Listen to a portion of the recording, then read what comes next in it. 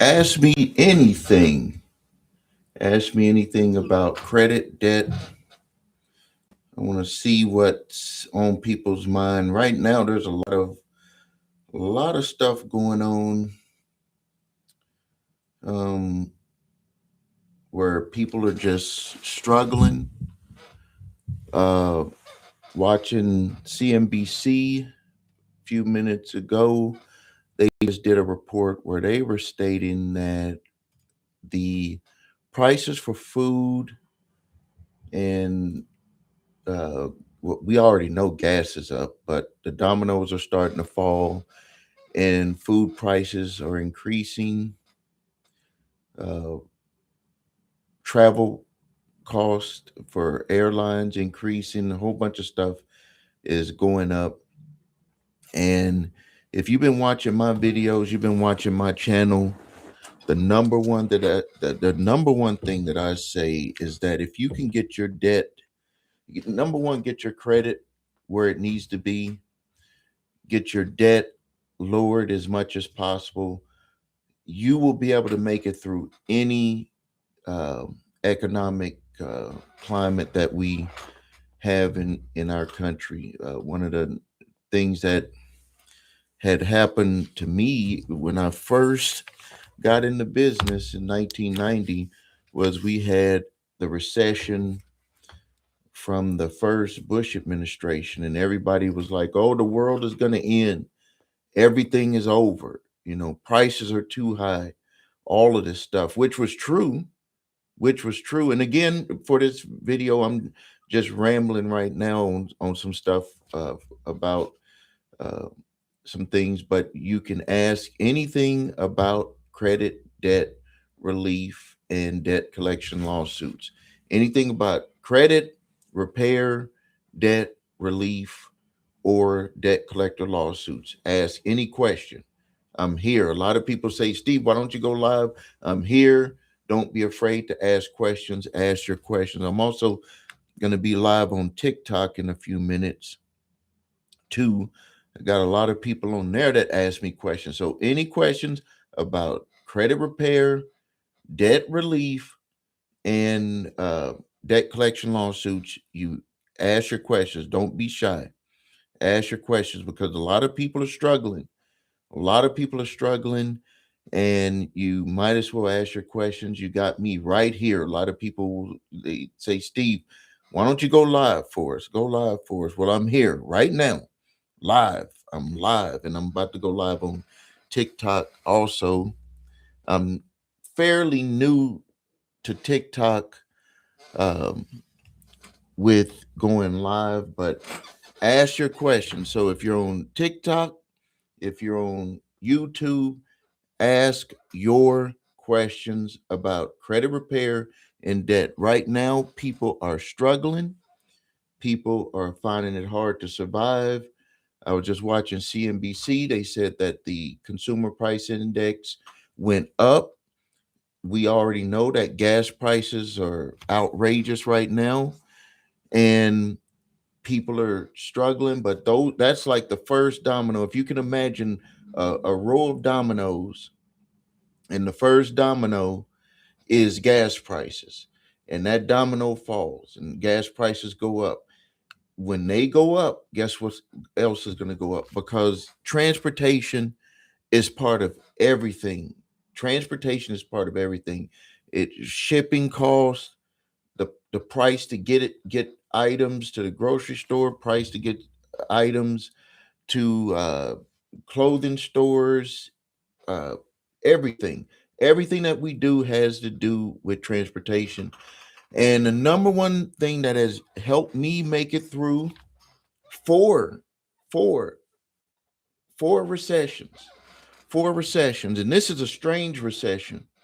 This is a strange recession, but the thing that got me through four recessions was that getting my credit right, getting my debt under control, and that allowed me to be able to make it through any recession and through all the stuff that was going through. Now, ask your questions about debt. Ask your questions about credit repair. Ask your questions about debt collector lawsuits. I am here. This is really me.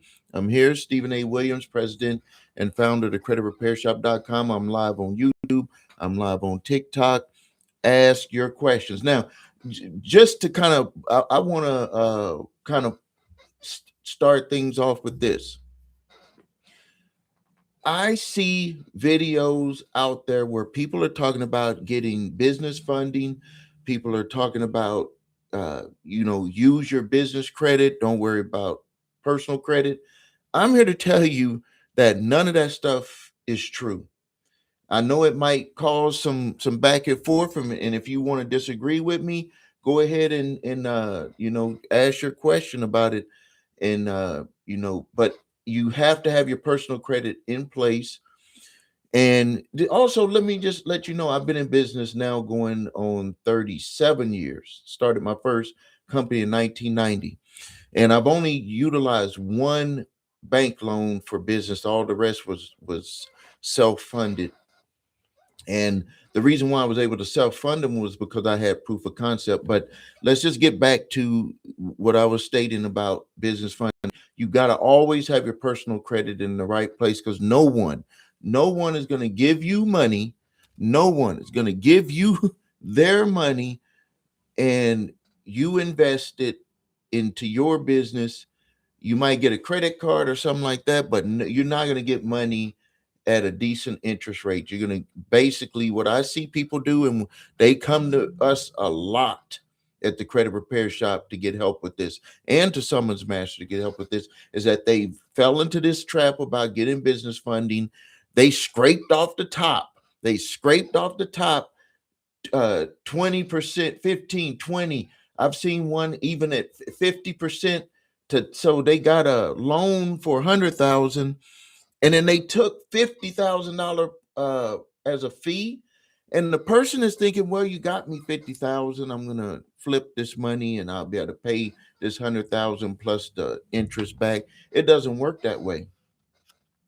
It doesn't not work that way. As a matter of fact, you should not get any money from from family, friends, no one, and no funding, especially no funding, until you have proof of concept for your business. And when I say proof of concept, that means that you're able to figure out how you're going to bring people to you. And it's not going to you can't depend on doing social media and all of that. Yes, that's part of the process, but you got to have some sort of system in place that's going to bring you people that are interested in your product or service, and then you have to present that product or service to them, and then you have to actually get them to buy from you. And we're not talking about family and friends buying from you like you set up a restaurant or a food what do you call it, a food truck or something, and they come and support you. No, I'm talking about you got to get people that don't know you to support your business. Then when you have that proof of concept,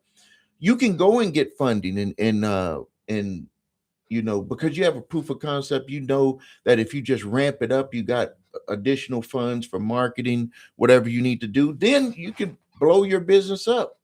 But don't go out there and get money and get into debt just to get some money, and then you don't have proof of concept, and then you end up having to find someone like me to help you get out of that situation. So again, if you're on here, thank you. We got TikTok over here, we got YouTube over here.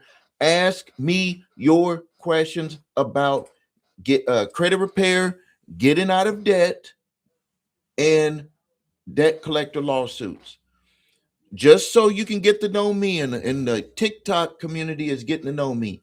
My name is Stephen A. Williams. I'm the president and founder of the creditrepairshop.com. I started that company in 2006.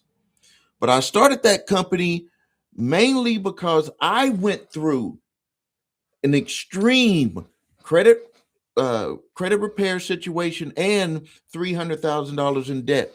My story is this: in 1990, my wife and I started our first company, and but from nothing, and we same thing, proof of concept. We didn't get a bank loan or nothing. We started that company with basically a $500 investment that we struggled to save that money.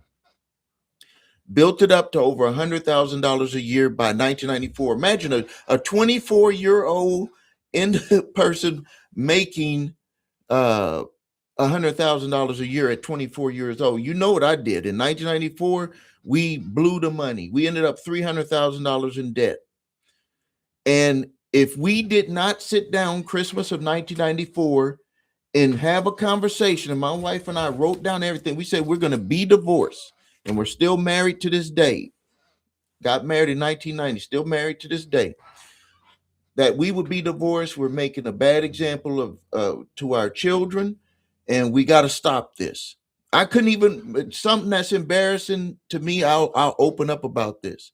Is that from to making $100,000 a year, and my mom called me and she needed $1,000, and this is in 1994, just to give you the time frame. And I could not even give her the money, and she knew that my business was successful, but we were struggling that much. We were upside down that much. So Christmas of 1994, we sat down at the kitchen table and we said we're not going to overspend for our children. And we told all of our friends and family, we're just going to send you postcards for Christmas. We're not going to extend ourselves anymore. And that day, we started getting out of debt. And after we started the process of getting out of debt, we started to work on our credit. It took us 5 years to get out of that 300 grand. 5 years. Some people trying to go to credit repair, they'd be like 30 days, 6 months and all of that. It took us 5 years. And that it took us from 1994 to 1999, 1994 to 1999. Look, what year is it right now? So some people, they don't even want to get started. They don't even like to get started. I'm going to get to your question. Some people don't even like to get started because they think that it's going to take too long. It's 2006. After we got that all done, debt free except for our house after that, and move forward. And our life just skyrocketed. And then friends and families started coming to me for that. But enough on my story. Let's talk about the first person here on YouTube. They're asking a question. In 2024, they were served a credit card debt lawsuit. They did not get correctly served, or they served incorrectly. And until recently, it was too late to file a motion in NYC. So first, let me ask you, what motion did you try to file? Did you, when you say not properly served, did they not serve you in hand? Did they leave it? Like, what do you mean by not properly served? But and until you can answer that question, let me tell you how they've restructured the laws to allow these debt collectors and these lawyers that work for original creditors to be able to do service. If they knock on your door and you're inside, they can leave it on the ground. If they knock on your door and someone answers, and as long as they're 18 years of age and that address used to be registered to you, they could leave it there. It's crazy. You could have moved. But if they believe that someone is a relative of you, they will try to leave it there as long as they're 18 years old. If they go and knock on the door and you don't answer, no one answers, they can try that 3 times in most states, and then they'll publish your name in a newspaper, and that will be considered as service. But on your lawsuit, they can continue, and they will usually state that it's a default judgment. If you have a default judgment, depending on your state, they will give you a certain amount of time. But if they have a default judgment on there and they cannot prove service in hand, I have not seen any instance where they will not allow that case to be set aside. Now, let me tell you something that from experience, and y'all need to like this video. Do me a favor and like this video, man. Come on, show me some love on here. Now this let me tell you what the judges have started doing. I've been doing this now with helping people with these lawsuits going on 7 years. If they will write back to deny the motion to set aside the judgment, but they do it based on this. And if you read the documentation, you will see this. They will say, Judge, yeah, we might not have served it in hand, but we've did our attempts, and they'll use the state law and quote, why the service was adequate. But they will also state that they don't believe that the outcome would be any different.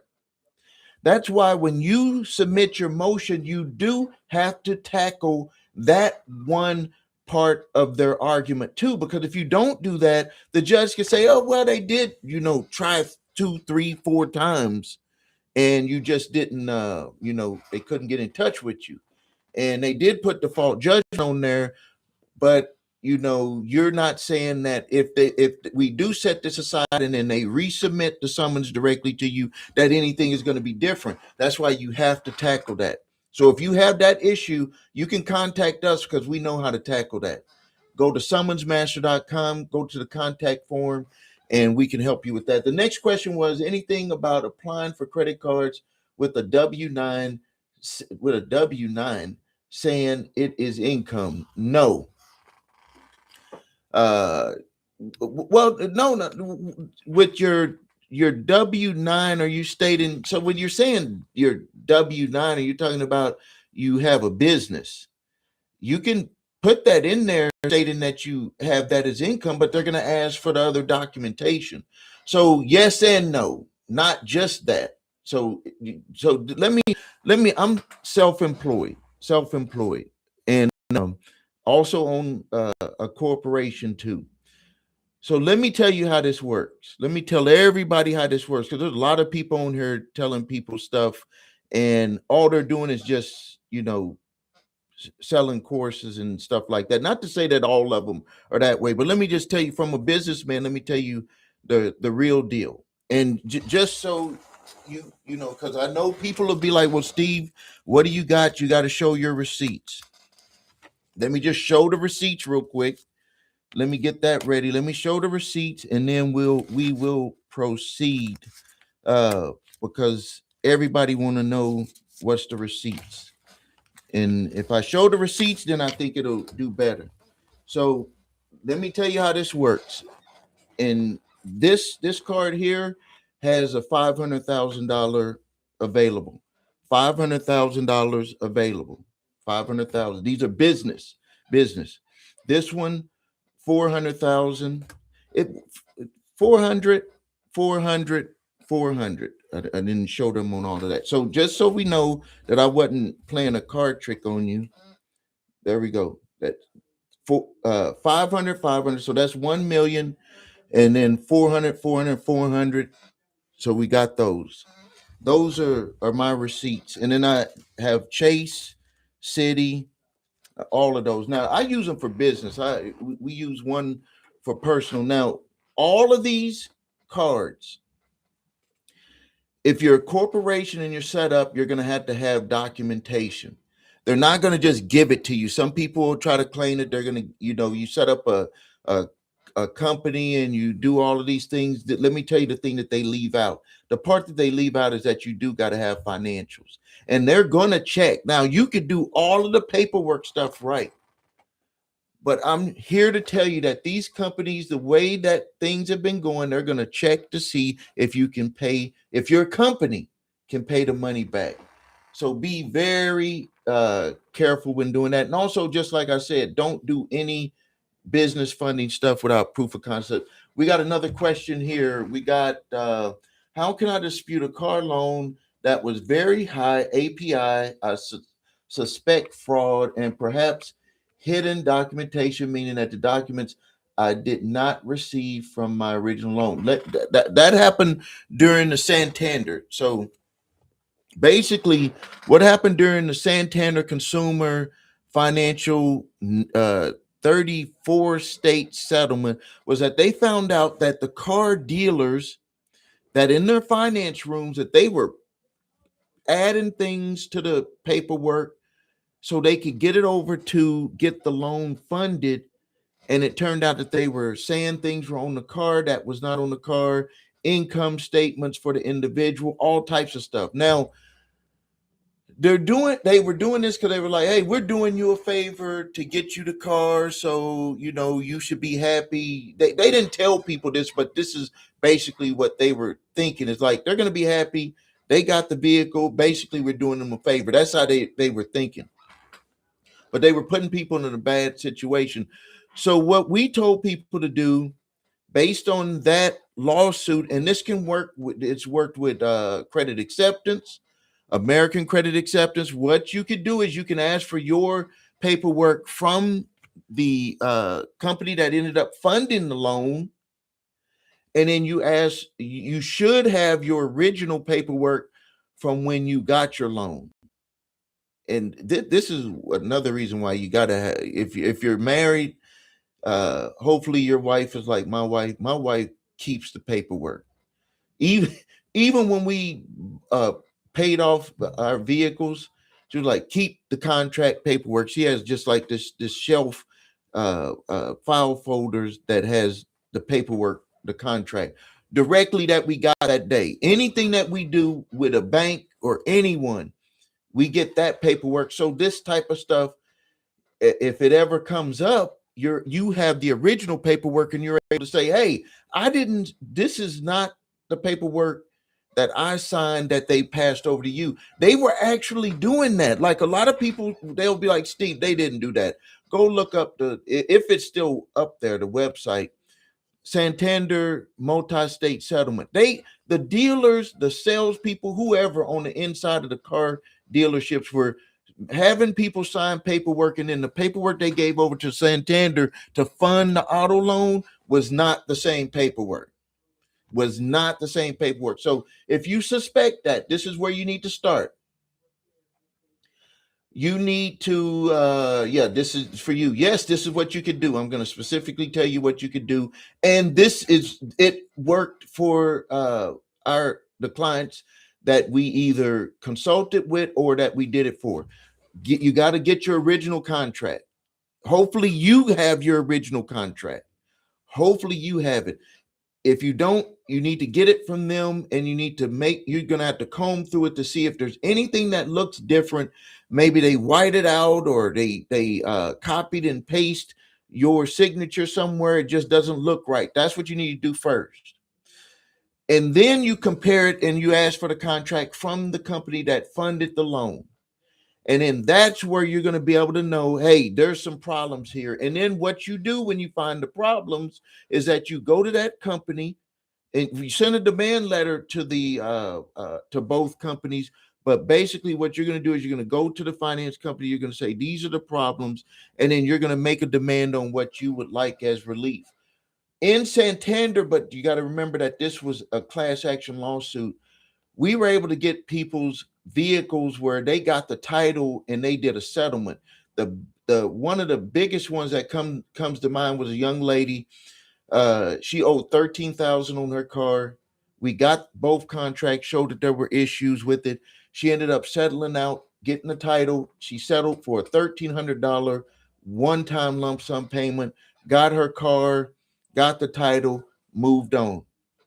But that's because they had the class action. If there's no class action, it's going to be a lot more work. Not to say that it can't be done, but you're going to have to put together everything and submit a demand letter, not a lawsuit. You don't have to do a lawsuit up front. Submit a demand letter pointing out the issues, because they don't want to get this to go to the possible class action. And then also the car dealer that sent the loan to get funded, they don't want to lose their ability to use that company to get funds to pay for the vehicles that they're selling.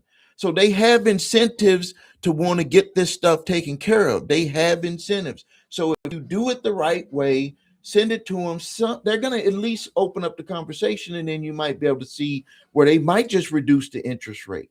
Like what is it to them to just reduce the interest rate? They make billions of dollars. So they might just say, okay, we don't want to have this blow up. We'll reduce the interest rate. So now let me see what your other part was. You said, is there anything that you could do? That's what you could do. And then also you can contact us at the credit repair shop. We can consult with you to let you know, the steps that we've taken. I know I kind of went through it fast. Here's someone here. They said, and like this video. Come on, y'all. Like this video. Like it on here. Give me whatever y'all do on TikTok. Do it, because this is information that's real. This stuff is real. So let's talk about this one here. Um, Person said, I discovered a lawsuit. The attorney tells my attorney that he is waiting for 2 weeks for an answer to pay half of 2511. What can we do to speed this up? Well, I don't even know. It said, I have a discovered lawsuit, which is now Capital One. And if your attorney did their job, they challenged it as a debt collector lawsuit. They should have went through all of the processes on letters of conformity, bill of sale, everything. Just because Capital One bought Discover, if you notice in the lawsuit documents, they state that they're a debt collector attempting to collect a debt. The reason why is because they purchased that debt. So in essence, they're a third party debt collector. Even though it says Capital One, they're considered a debt buyer because they bought Discover's debt. So now, if your attorney did all of that, then the next phase would be, you said they said you have to wait 2 weeks for an answer to pay half 2511. So that must be half. The reason why they have to wait probably 2 weeks, because the attorney for the plaintiff has to get with Discover in Capital One to get permission to say, yes, we can accept it. So that is going to be something that you have to wait on, because they have to agree to it. Some of the times they tell the attorneys that's working for them that if they make this offer, they'll give them a bottom line, like their best offer, that if so they don't have to have the back and forth. So maybe the reason why you have to wait is because that offer is lower than what they would accept, what they've told their attorney that they would accept. Hope that helps you. So let's see here. Yes, I would like to get my contract because I feel that the dealership took advantage of my situation as a homeless, disabled person. Yeah, you need to do some work with that. You need to contact them. And just based off of you being homeless and disabled, and if you get with the finance company's hardship department, a lot of people don't even know about this. Get with the finance company's hardship department. Let them know your situation. Let them know that if you've been paying but you're struggling to pay, they would potentially either do this. They could defer your payments for 3 to 6 months. This was something that we had learned back in the 1990s. They can defer your payments so you can, get a little bit of emergency fund put together. And any creditor can do that. Even your credit card companies, they can reduce your interest rate. There's a whole bunch of options, but you got to get to talking with them. The number one way, if you want to get like the straight line to get into a solution with these creditors, is to contact them directly. Let them know your situation so they don't think that you're just trying not to pay, that you're just trying to get away with something, because they think that we're all just lying. We don't want to pay them. They gave us the money. They made the loan. So you got to open up the communications. That was another thing that my wife and I learned in 1994, is that once we started talking, the doors started opening with different opportunities to work with our creditors. You got here, it said, told you to be patient and or otherwise I should go somewhere else. What? That's crazy. If so, you can give us a call and have a quick conversation. We usually can get a settlement done if a person is ready to make a move with the money to do a settlement. We just did 3 right here. I want to cover up. Let me show y'all some proof. Let me cover up this person's name real quick. Let me show some more receipts. Let me black out this person's name. We did these settlements. We did these settlements. Let me black out their name. We did these settlements and it was 5 of them for a client, 5 of them. $2,700. the original amount on this debt, I don't have it right here in front of me. Original amount was, I don't have it on here, but we settled it for $2,700. You can see right here. You see that? That's from Zoo. You see that?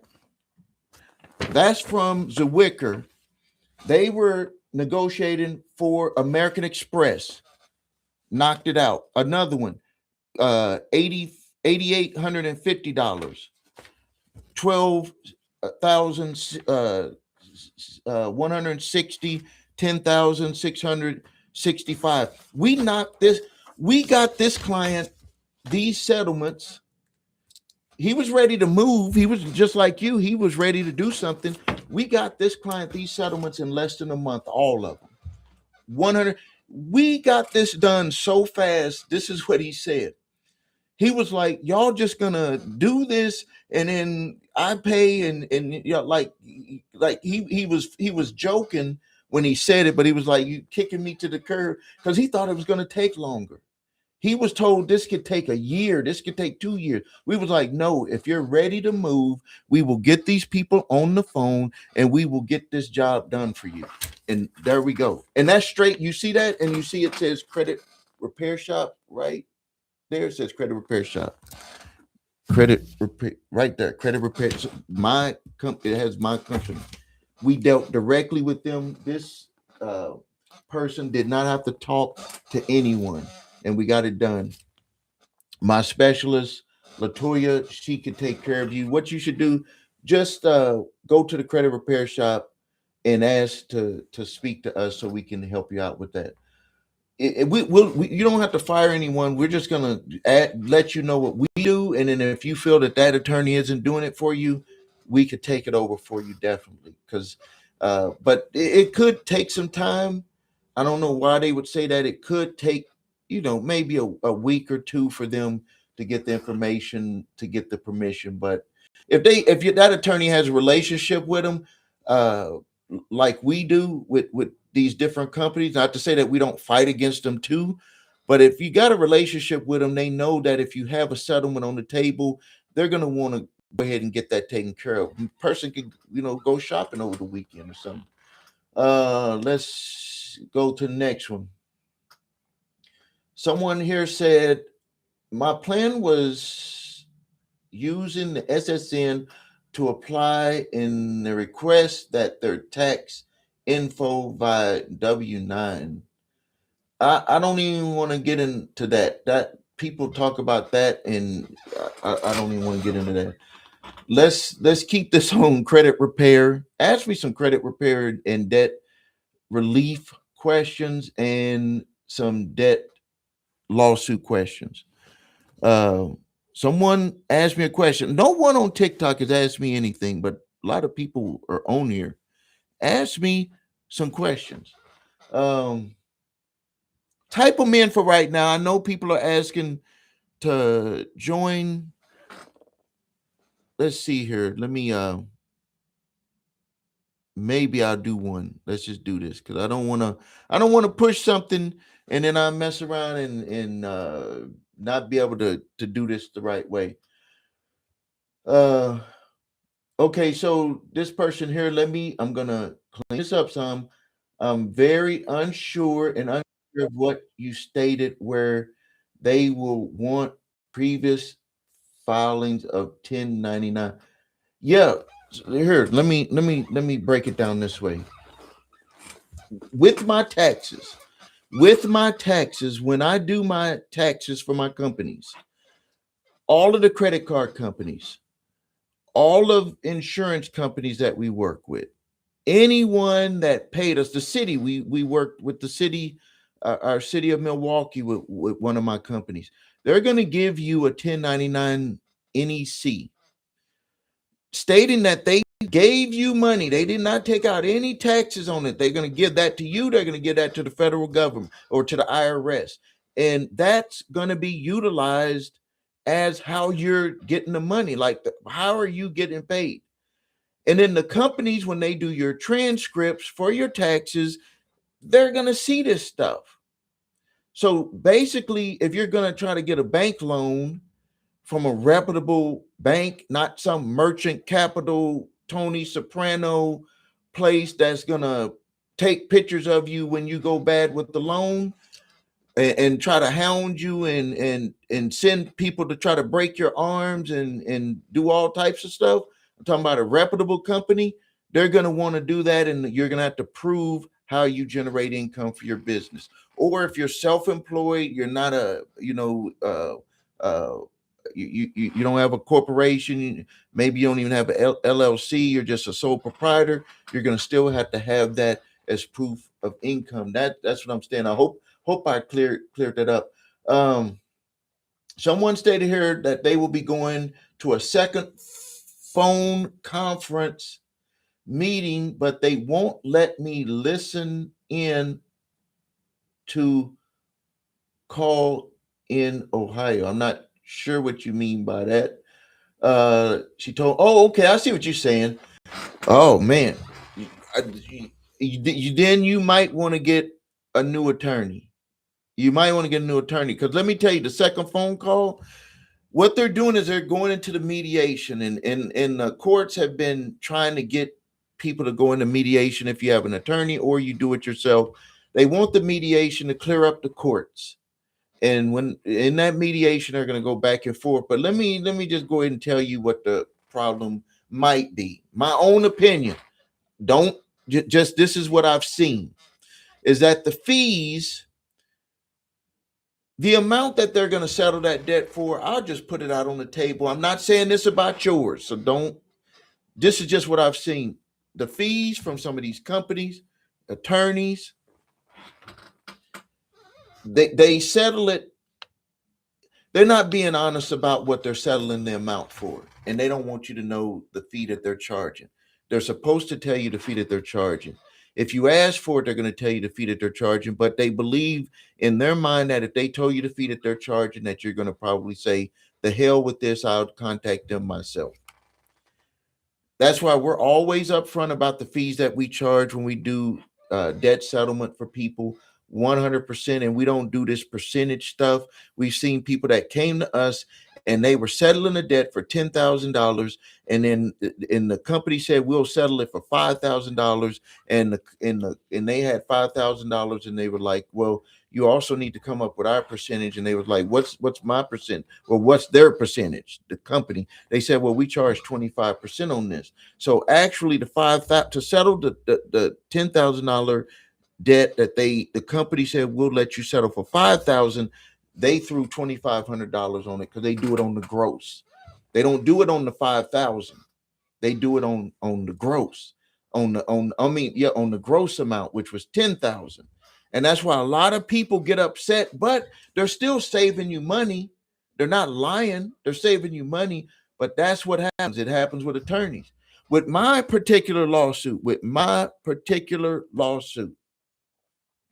that I went through in the early 2000s, $104,000. An attorney did not even fight the case. If he would have fought the case, I would have won the case, but I ended up settling that case for $42,000. I fired him because he didn't know what the hell he was doing. He was like haggling. They were like doing their attorney buddy. If you think about it, if somebody is in court, who always get to leave out of there shaking hands with each other?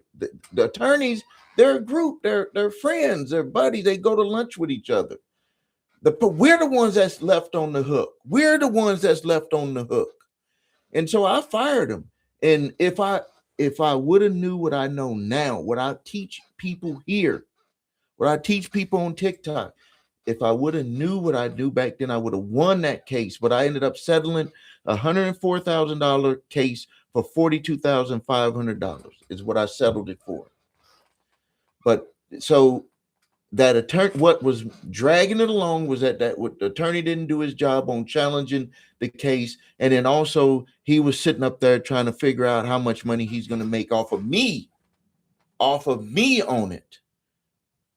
So now let's go forward. I get hot on that one. I get hot on that one because it actually happened to me. When a consumer sues the collection agency, how often does it actually go to trial, or do they just settle most times?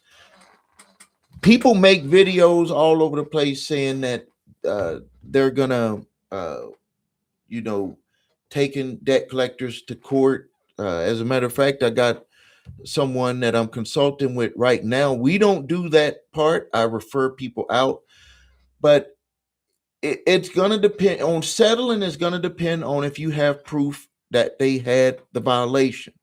If you don't have any proof of the violation, it's not going to happen. A lot of people make it sound easier than it is. Let me tell you, these companies, yeah, they don't want to be sued. They want to let stuff, they rather just have it flipped over the other way where they're suing. But if you don't have evidence, just the same way as if they're coming after you and you respond to their lawsuits that they don't have the evidence or all of the documentation to prove it, what do you think they're going to do to you? They're going to flip that whole thing on you, and they're going to say, bring your evidence. So if you have solid evidence, if you got solid evidence, I would say 99.9% of the time they're going to go ahead and just pay out because they don't want to get it in the courtroom. 99% of the time they're going to just pay out because they do not want to get it into the courtroom. So yes, uh,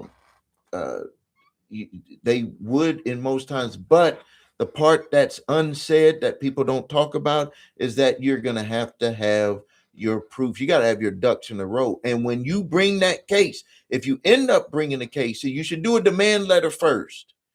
If you're thinking about suing a debt collector, do the demand letter first, send it to their legal department, because then if you show you detail that you have evidence, you don't give it at that time. You just detail the evidence that you have. They'll determine if they want to go ahead and do a payout. Uh, if they don't, then you can choose taking to court, but they're gonna use their resources against you. Um, let's talk about something else. Let's see. That helped. Thanks. The problem is that you want to buy property and income, in my opinion. Well, then you need to get on them. What you need to do is, if you have the money, this is one. I thank you for Jason, if that's your first name. Thank you for putting that on there. Thank you. Because if you could be holding yourself back from paying some money to have stuff get behind you, and then you're missing out on opportunity that's right in front of you. So if you are thinking that you won't never need your credit for something, I'm here to tell you that you will. If you got debt that's just hanging out there and you can resolve it, you got financial the resource to resolve it, you can resolve it for less, and you need to be very proactive about it. For you, if this attorney is not moving forward and they say go to someone else or you can do it yourself and you got the money on the table, I suggest that you do it. But I could just tell you, man, if they don't let you be in the conference, how can someone claim that they're representing you and they won't let you be in the conference? I That's crazy. That's crazy. I don't know anyone that would want to have an attorney represent them and they say, no, you can't be in the room. That is crazy because you're the one being represented, not them. So please, take care of that. Don't let that hold you back from moving forward on your income producing property. Don't let them hold you back on that. Let me talk about something that we are getting like a huge amount of people coming to us as clients, a huge amount. Um, we got a lot of people who are doing credit card stacking. And I must admit that I didn't I saw some stuff about it, but it just passes me over because I'm not a big person on like running up credit and stuff like that. I basically just use it for my business and only for business that has proof of concept. That means that it earns revenue, a system in place that makes sure that revenue is coming in. So what I use on these cards that I showed earlier, what I use on these are paid off every month. Paid off every month. Even if I didn't, I don't have to, but I just do it. And the revenue is generated more than whatever I use on them is more than that is generated to pay all of my expenses for the business, pay the employees for whichever business it's for, and put money in my pocket and pay taxes and whatever. So, but I know that everybody is not in that situation, but I believe that that's the safest way to move forward. But people are coming and they're saying, Steve, I got involved with this credit card stacking, and people signed them up for credit cards, and they didn't even know, like they wasn't even doing the applications. I was like, are be truthful with me? Are you not, like, how can you not have signed up for the credit card? They said, Steve, I'm just here to tell you, these people went and did all the applications and stuff for me. And then they took 15, some 20% of the money. They got them the credit card, and then they took the percentage for getting it set up. So if they got them a $10,000 credit card, they took 15%, $1,500. If they got them 100,000, they took 15,000. And like I said earlier, the worst one that I saw was they took half, but they didn't have any proof of a concept for the business that they were starting or getting into. Some of them were doing Amazon, all of these different things, even buying and selling real estate, and it ended up being a disaster. And I was like, well, they were like, well, what can we do about it? Something that I've been able to do successfully, something that I've been able to do successfully.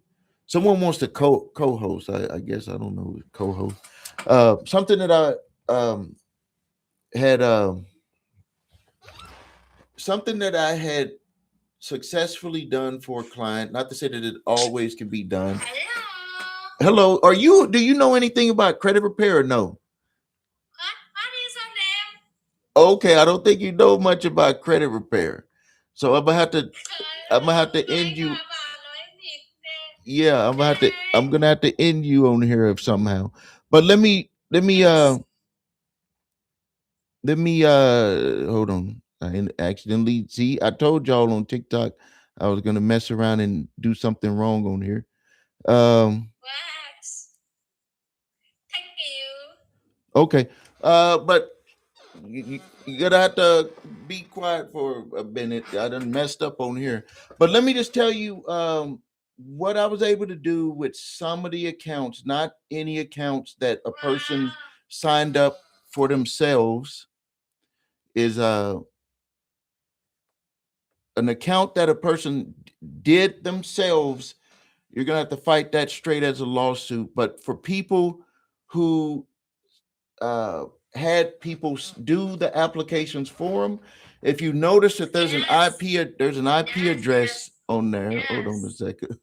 There's an IP address that is on the uh, that would have been sent to you when you download the contract agreement.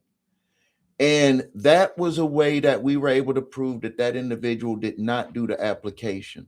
And then, yes, the person has to be willing. If they do that, they're going to have to be willing to state, you know, the whole situation. You're going to have to. So you have to be, be willing. If you were involved with credit card stacking and they did do multiple applications and you didn't know anything about it, that would be one way to at least be able to minimize and get very good settlement offers, uh, to be able to resolve those. It's going to be rare that it's going to just go away, because part of the person being able to say that someone filled those out for them was that they had to have your information to do it, and they're going to be like, well, how did they do it? And then if you say, well, it was ID theft, then you're going to have to be willing to turn that individual in that did that for you. And I can say that a lot of people are not willing to do that. With And I don't know what I did here on on TikTok. I don't know what I did here. Uh, hold on a second. Ask your questions. Ask your questions. Let's see here. Uh, contract. Oh, I don't know. Ask your questions. Let's see another one that's coming up. Another one that's coming up, and I dealt with this.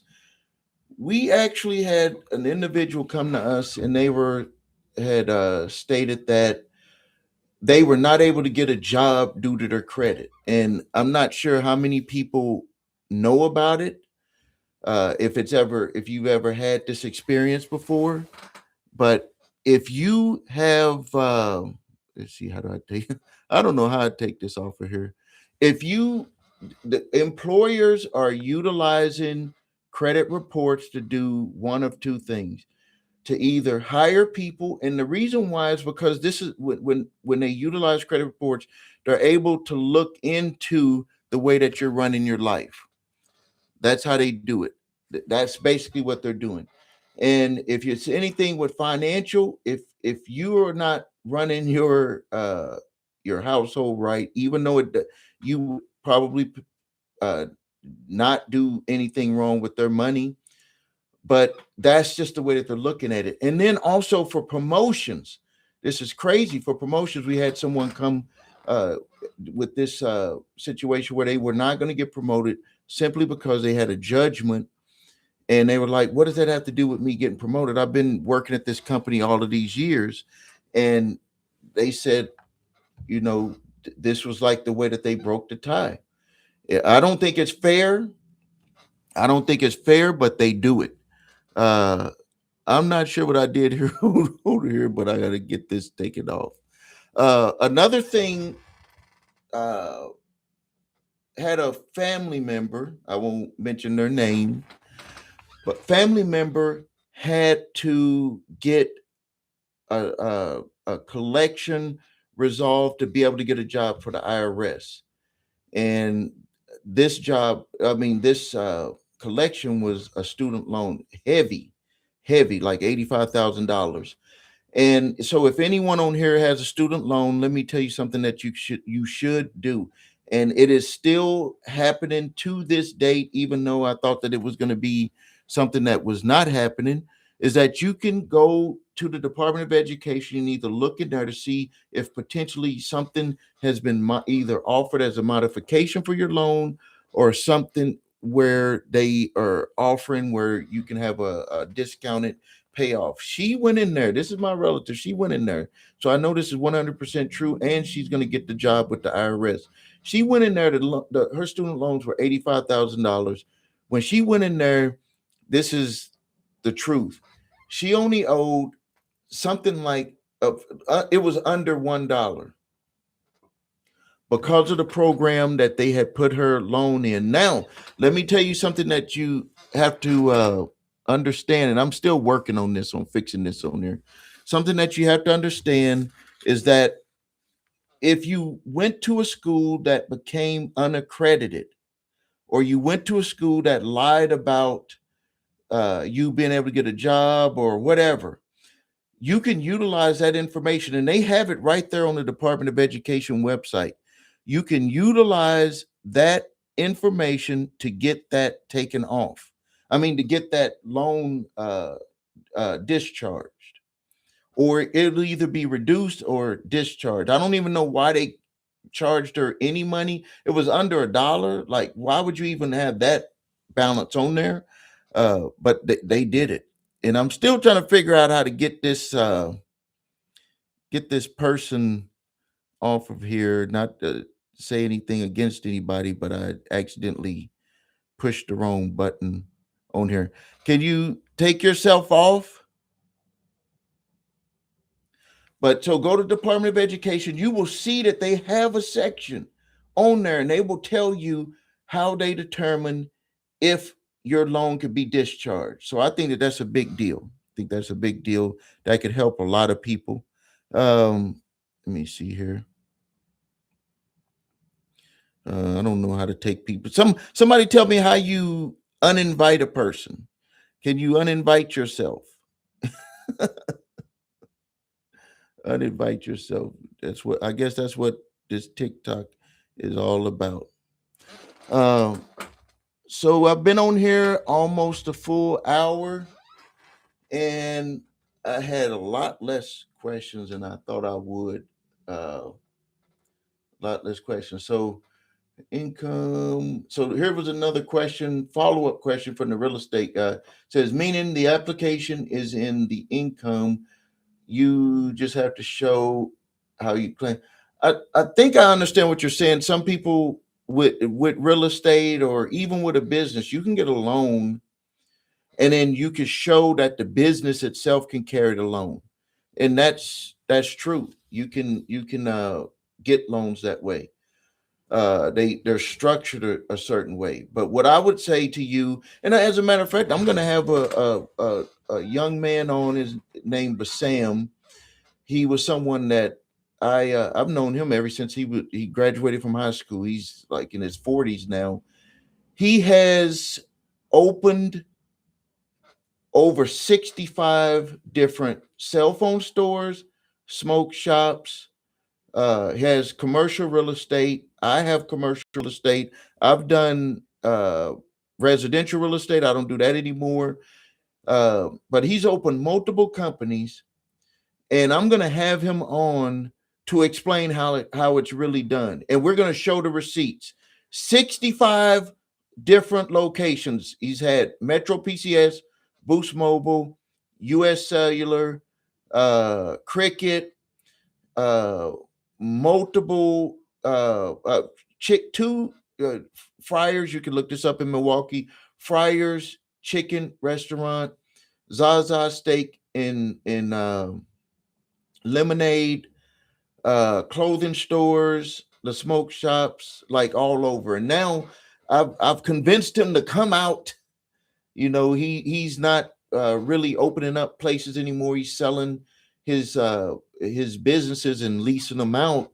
And he was like, I was like, man, you could educate people on how to really do it, because there's people all over YouTube and stuff talking about that they're buying buildings and real estate and doing all types of stuff and how to use that money to fund. And he was like, man, Steve, the stuff on there, he says that it's so when you can poke holes through it so quick. You could poke holes through it so fast.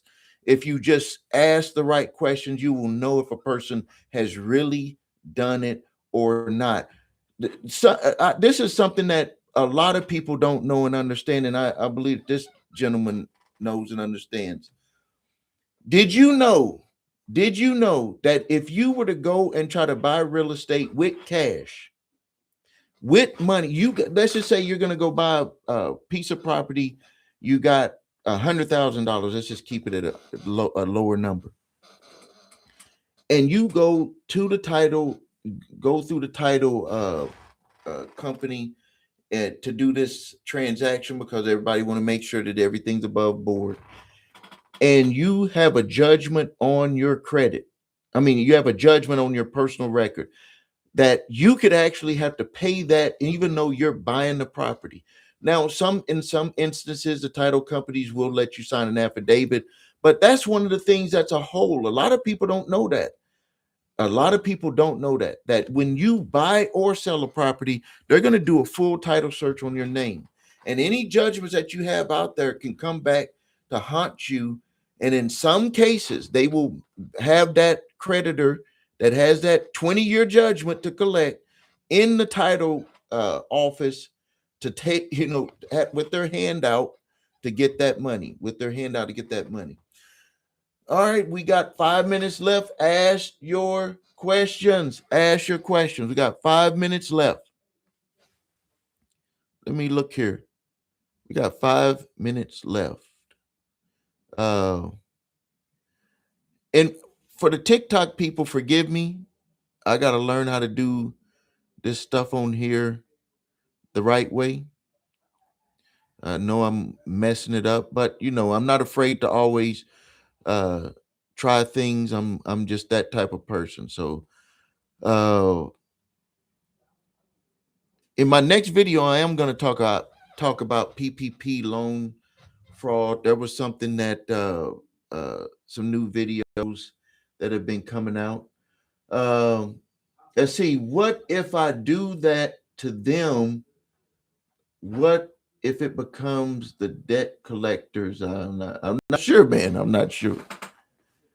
You can do whatever you want to do to them. Like one way um, that uh, some of the times when I don't have the full answer for someone, I tell them to just go ahead and do it. I tell them to just like if it's something that you just fully believe in and you got to be able to move forward. I tell people, hey, just do it to them because then that's number one. Is going to prove to yourself. You don't have to take my word on it. It's going to prove it to yourself. Oops. Hold on. I got to fix something here. It's going to prove it to yourself. You're going to have your answer. Uh, a hard answer, not some type of guesswork. You want to take my word on it. You will know. You will have the facts. That's how I move in life with the facts. When I was in the military, that's a picture of me back there. Some people say that's your son. When I was in the military, we had to move on the facts because if you didn't move on the facts, you could get killed. And so in the military, we had the facts and everything that I've been doing in business and in life. Yes, I've made mistakes, but when I went ahead and did stuff, I really got the facts. Um, just really got the facts, and when you do that, you'll get your answers. And man, share them with us. Share them with us. Before I close it out, please like the video. Before I close it out, please like the video. I'm going to come on live again, but please like the video. I would really appreciate that. And next time, ask your questions. Now, I'm going to close it out with this. If you need help with your credit, go to thecreditrepairshop.com. And I want you to watch the video, What Makes Us Different, so you can see my 8-point validation process and my two-phase settlement process. We do credit repair and debt settlement. If you're being sued by a debt collector, go to www.summonsmaster.com where you can get a court-ready response to your lawsuit to give you the opportunity to win your case and guaranteed you will not get a default judgment. I got a quick question on here. Credit card stacking has backfired on me. I mismanaged the cards and now I have multiple late payments.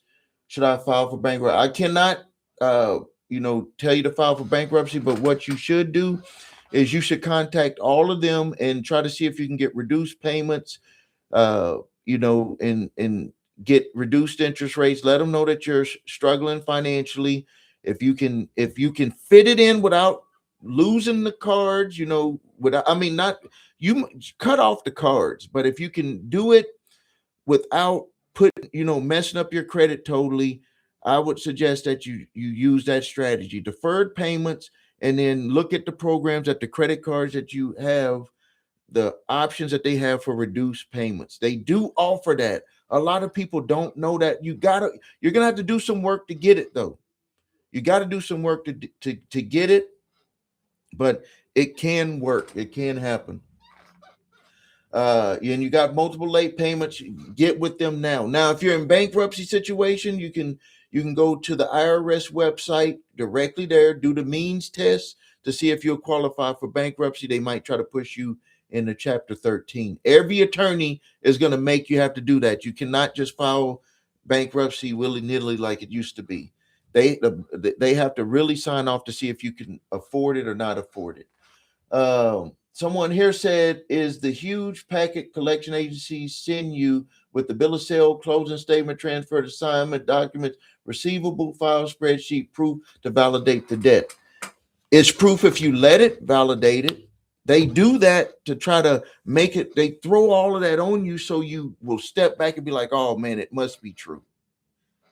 It's only true if you don't challenge it. It's only true. Now, not to say that it is not true, and it is not good enough. It is not good enough to always win a case. But what you have to do is you have to respond to them, that point blank. And with your response, you are trying to tear apart their case. When they buy debt, a lot of people don't know this, is that the bill of sale and all of that stuff is that stuff is just showing that they got the debt.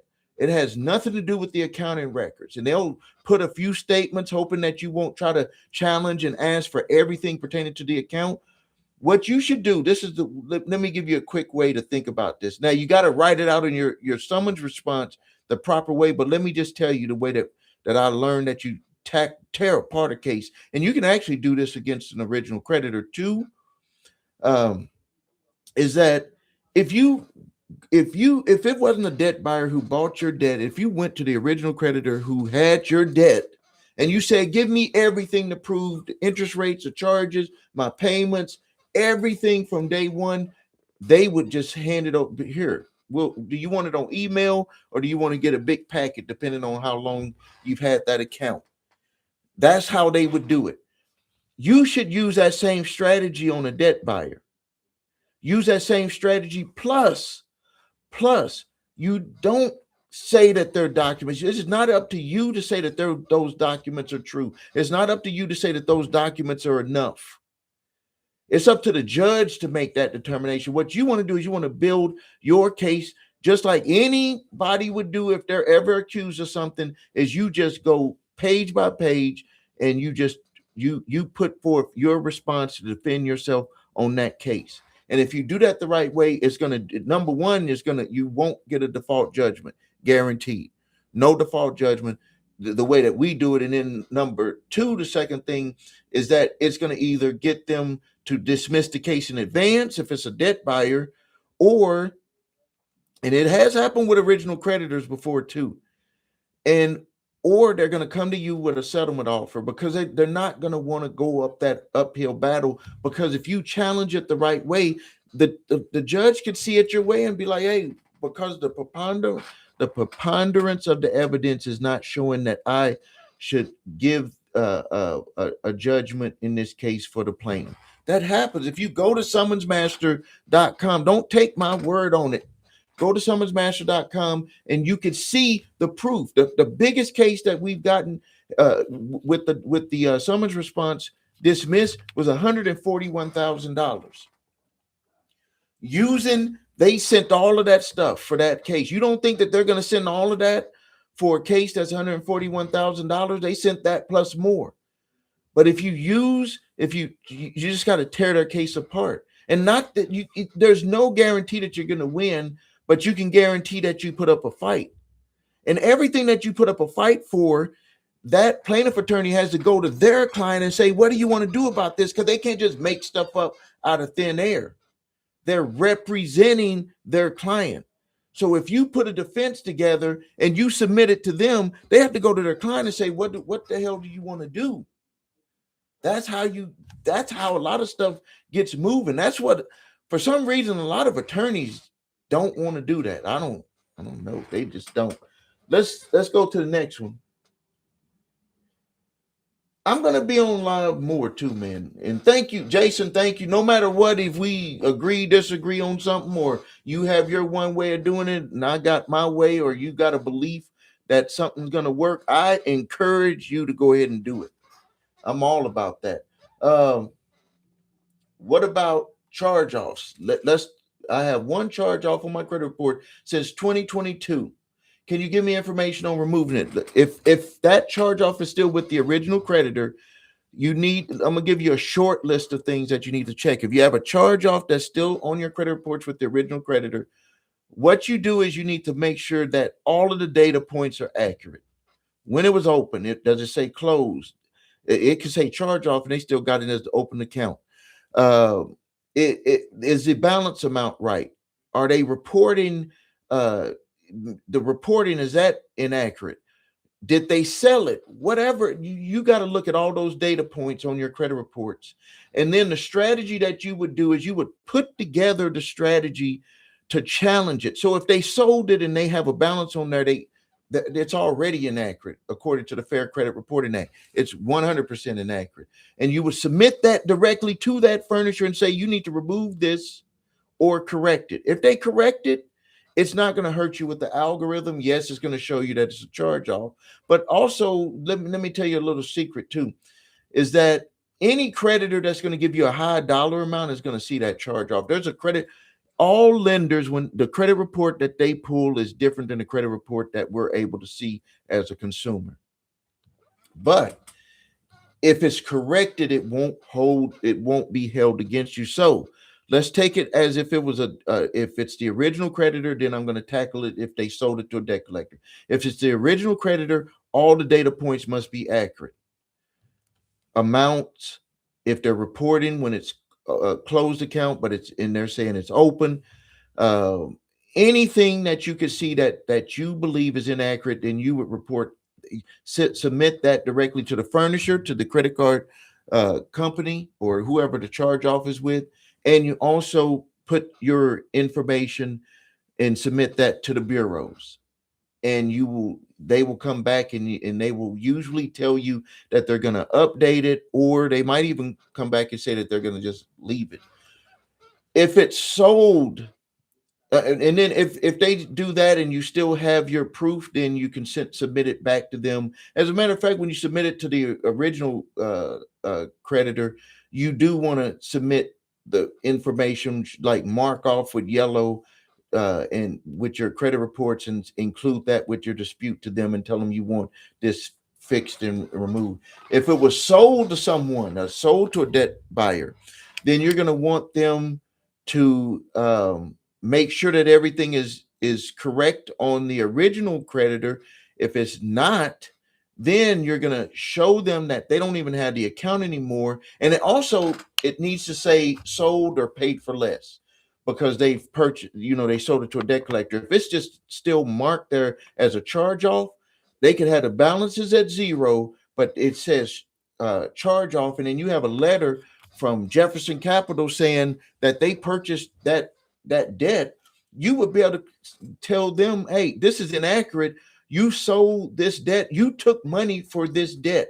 You need to put on there that it's either paid for less, or sold, or remove it. If they remove it, that's the best. But either one of those, once they mark that off with that update, it's not going to hurt you with the algorithm. It won't hurt you anymore without an algorithm. And then with that debt collector, if they send you that letter, you need to submit a debt validation to make sure they get all of those documents that the person before you had stated, with the bill of sale, all of that stuff. You want to get all of that stuff. Um, what is the best way to start credit as a 20-year-old? The best way, if you can, is if you're living on your own, and you have rent, cell phone, all of that stuff, with the Vantage score, they're accepting that to build credit. You need to go to one of the services, Experian or TransUnion, whoever of your choice, and get them to put that history on your credit reports. That'll be the way to build it without any expenditure of a lot of money, because you're already paying on that stuff if you get credit for that. And then slowly move into getting a credit card, because when you have an unsecured credit card, it just boosts your scores more than anything. But you got to, slowly move into that. So, but be careful when you do that as a 20-year-old, because as a 20-year-old, I well, on I started messing up in my 20s, even though I was building my first company. When I started making more money, I ended up getting more debt. So be very careful with doing that. That would be the first way. Now, if you come from a family, this is something that I did for all of my children, is that you can put them on as an authorized user, but don't take the card from your parents if they're able to do this for you. And make sure that they're not overusing their card too, because it could hurt your credit. uh, then that could give you a jump start, and then you can still do the other stuff with your cell phone and rent and all of that being reported on your credit reports. But it could help you jump start to be able to get your own credit card. That would be the way to do it. And then just get used to paying your credit card. You don't got to pay it off, just pay it, just use some and pay it down, and get used to doing that. And then as opportunities come available where you might, you're going to get a car and stuff like that, then you'll be able to, move forward with your credit. This person said, I just got a summons from Jefferson Capital for a parent credit card. I filed an answer within 20 days with the district and hand delivered the second copy to the attorney. Um, all I have to say to that is that if you put your responses in there a defense, not just this vanilla thing that some of these companies are offering, if you put a full defense in there, you have an opportunity. But no one is guaranteed anyway. But you did the right thing. The other thing, though, is that you need to send a certified copy to the attorney. Hand delivering it to the attorney, unless you had them sign for it. Be very careful with that, because they could pretend that they didn't get it. You got to have proof on the responses that Summons Master creates for people. It has something called a certificate of service, and it will have certified mail or next day, or you got to have that and let the court know how it was given. Maybe in your area they'll accept it that way, but you got to be very careful with that. Is it possible to get multiple late payments removed? It is possible, but the only way that I've seen it done as a courtesy, I wouldn't do it if you have an open account. You need to, if you have, let's just say you got 3 late payments, and then you've made 3, 4, 5, 6 payments since then. You can call in and get a courtesy removal. They'll usually do it. Um, my company would not dispute late payments on an open account. If it's a closed account, then you can do what you can do on that. Um, we have another question here. Also sent a debt validation letter to the second junk debt buyer, sending me a paralegal notice, and this was from Clay Thunder. Let me just see what your first one was. Um, so with the debt validation, if you're being sued, you have to do everything through the court. And a debt validation through the court, you need to do that in your summons response. If you're just receiving a letter from a debt collector, yeah, you give them, you send a, what I call it is a certified debt validation letter, certified mail, proving that they got it, because then the clock is ticking for them to have to do something to get you documentation. Summons Master has that in there too, and we got some examples of debt collector letters, that debt collector response letters, where they said we're not going to come after you for that debt. What's the worst credit profile you've ever seen and were able to repair? The worst that I've ever seen was my own, was a 432. If you missed my story earlier, in 1990, my wife and I started our first company, an advertising company. By 1994, we were making over $100,000 a year with that business that we started with $500, but we ended up $300,000 in debt. We bought a lot of stuff that we shouldn't have bought. We had to just stop paying everything, and my credit score went into the 432. I have not to this day, maybe some people close, but I was at 432. It took us 5 years to dig our way out of this. We did debt settlement. We did some debts were sold to debt collectors. I learned a lot about credit repair during that time. And I did not intend to go into the credit repair business. We were just trying to save our relationship, because families break up when they have these types of issues. Saving our relationship, making a good example for our 3 daughters, and getting out of debt. And as a really top line, I didn't care about my credit score at that time. I just wanted to get this pressure off. But we were at 432. It took us 5 years, and within, I would say, after dealing with all of that we had to deal with, and it could be done a lot quicker now. I was learning on the fly at that time.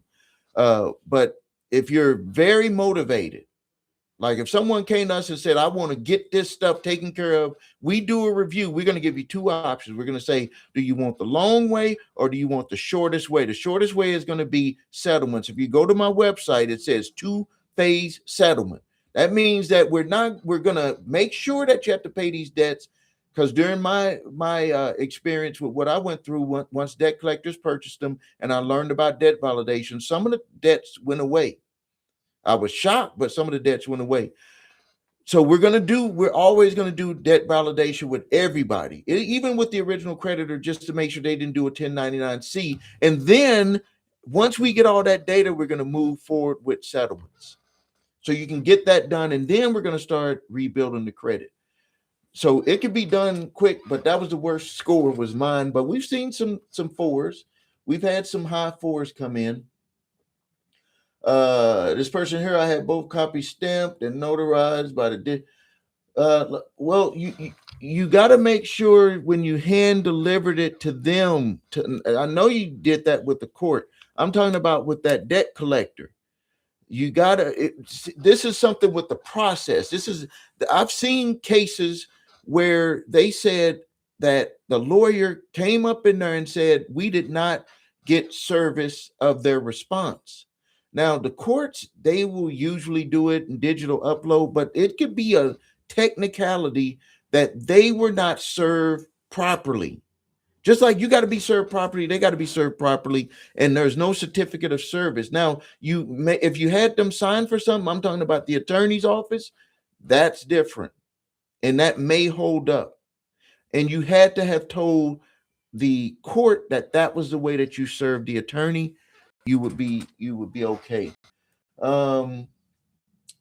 Was bankruptcy an option? Yes, bankruptcy was an option for me, but this was a thing that happened.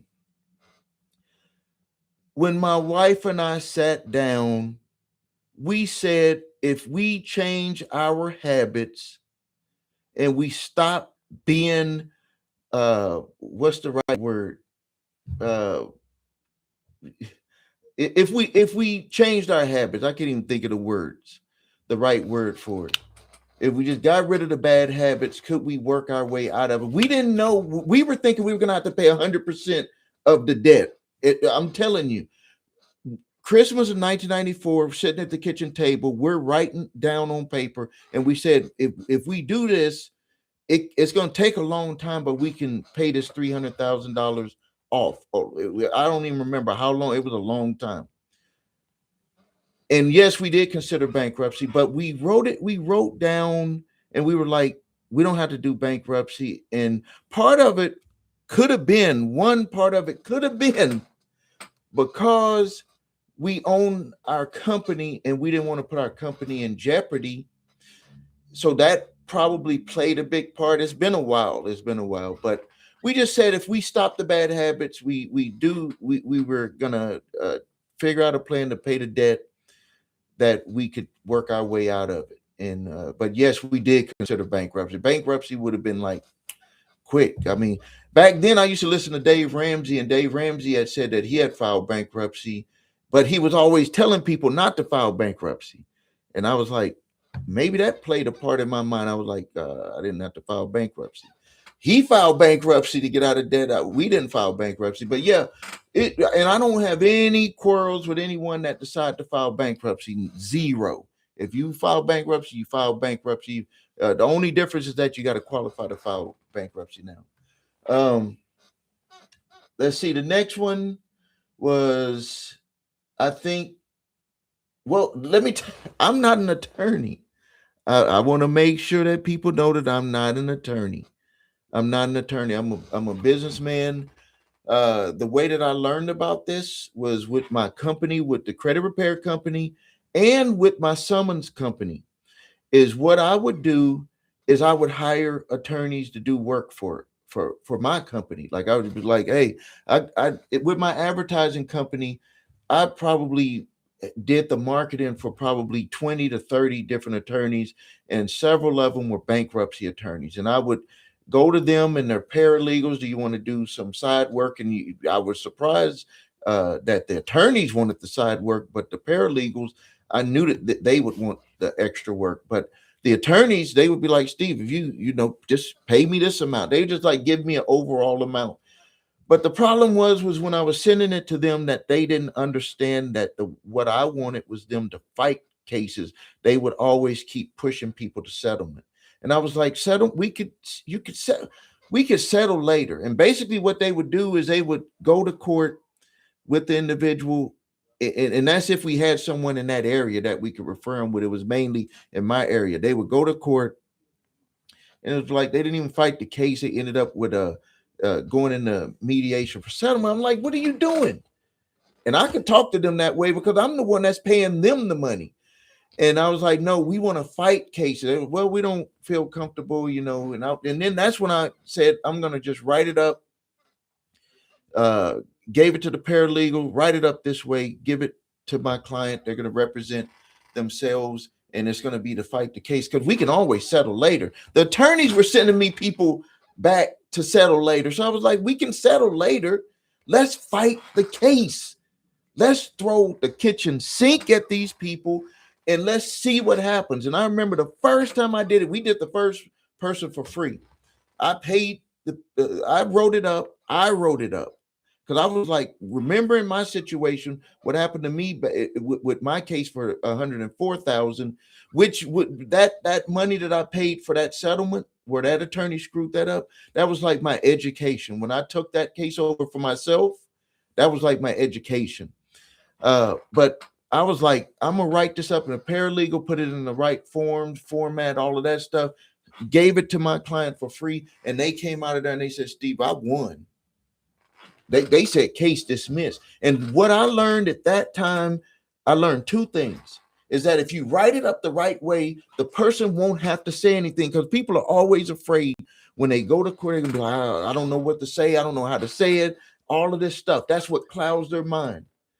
And I was like, well, when I gave it to the paralegal, I said, I want you to write it as if the judge was going to read it. And I didn't know that they were going to do it that way. I was just like, the judge read it. And the reason why the judge read it is because they're trying to speed it up. There's 50 other people in there.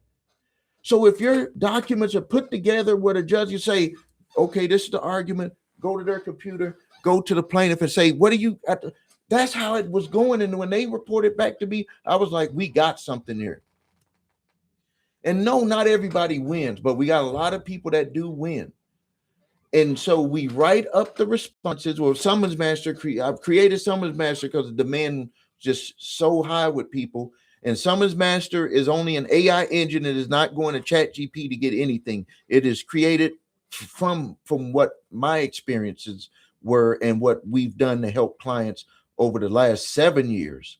And so it will create that response, court ready. All you do is sign, date, has a certificate, everything on there.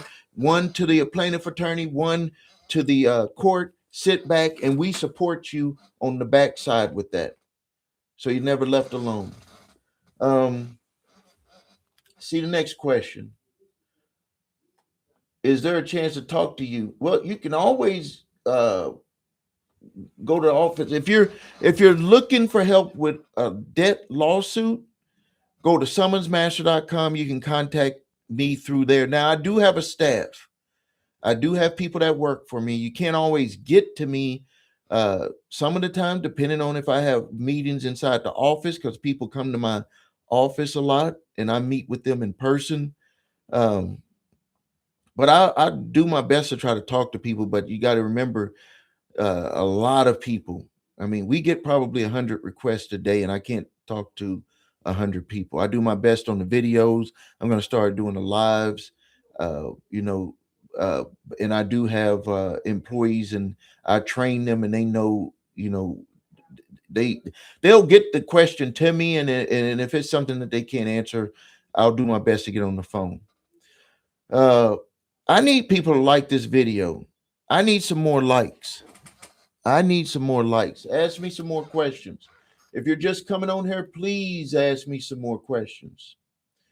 A lot of people don't, they don't really know what they're talking about. I'm not to say that I know everything, but I can tell you that when it comes to this stuff, a lot of people have not really done it. And I even say that for credit repair. We're not for credit repair with the credit repair shop. We're not going to do any type of quick fix gimmick stuff. I want you. This is the old saying. It's the old saying. When your is repaired with the credit repair shop, you know that old thing like I don't want to have to be looking over my shoulder. People look over their shoulder because they've done something wrong that they got to watch out for. When your credit is repaired, and even if you're going through a debt lawsuit, even with the response, you will never have to look over your shoulder that something was done wrong, that either we've done something wrong that you got to watch out for. We don't do business that way. The credit repair shop has been around since 2006. There is not too many credit repair companies that can prove that they've been around since 2006. Licensed, bonded, insured since 2006. We're going to do it the right way.